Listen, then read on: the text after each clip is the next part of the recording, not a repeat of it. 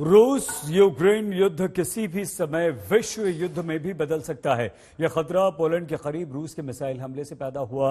Poland NATO देश का सदस्य है और जेलेंस्की ने आगाह किया कि अगर यूक्रेन पर नो फ्लाई जोन लागू नहीं हुआ तो अगला हमला किसी नेटो देश पर ही होगा। इस बीच यूक्रेन में रूस के कब्जे का विरोध और तेज हो गया है।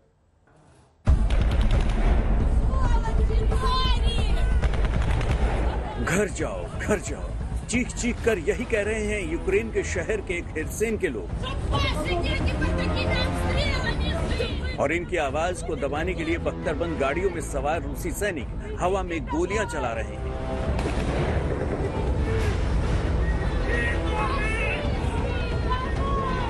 मगर अपने देश के झंडे को ओढ़े यूक्रेनी डरते नहीं, वो लगातार आवाज उठा रहे हैं।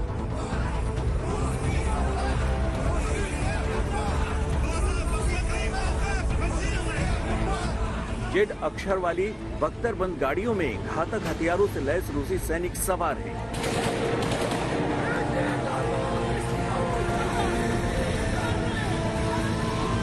यह तस्वीर गवाह है कि भारी बमबारी से तबाह बर्बाद हो चुके खेर्सन शहर को अब रूसी सैनिकों की गाड़ियां रौंद रही हैं। इसका विरोध करने के लिए यूक्रेनी सड़कों पर मार्च लेकर निकले तो रूसी फौज ने बंदूकों की दहाड़ से उनके हौसले को कुचलना चाहा।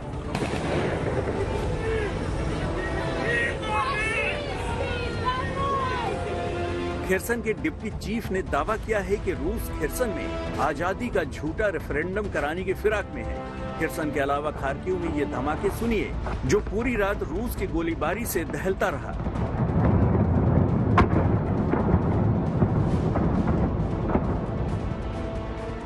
इन सब के बीच रूस ने यूक्रेन के सबसे पश्चिमी हिस्से में मिसाइल से ऐसा हमला किया कि 180 यूक्रेनी सैनिकों के ढेर होने की खबर है। यह यावोरिव का इलाका है जो पोलैंड के बेहद करीब है। रूस के इस हमले का अंजाम बेहद खतरनाक हो सकता है क्योंकि निशाना चूका और मिसाइल पोलैंड में गिरी तो अब तक रूस यूक्रेन जंग में जुबानी जमा खर्च करने वाले नाटो को जंग में उतरना पड़ सकता है। और अगर ऐसा हुआ तो इस महायुद्ध के विश्व युद्ध में तब्दील होने का खतरा है।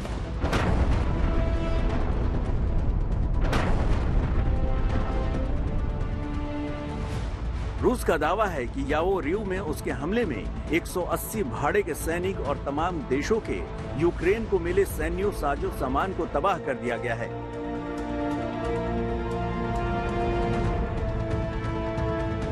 इन सब के बीच राष्ट्रपति जेलेंस्की ने एक बार फिर यूक्रेन के आसमान को नो फ्लाई जोन बनाने की मांग की है। वहीं उन्होंने सैनिकों का हौसला बढ़ाने के लिए अस्पताल जाकर उनसे मुलाकात भी की है। जेलेंस्की ने कहा है कि अगर अभी रूस को नहीं रोका तो नाटो के देश अगला निशाना बनेंगे।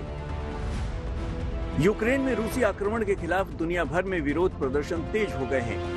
वहीं पहली बार पोप ने रूस का नाम लिए बिना उसकी सैन्य कार्रवाई पर कड़ी प्रतिक्रिया दी है। दरअसल यूक्रेन पर रूसी हमले में भारी संख्या में नागरिकों की मौत हो रही है।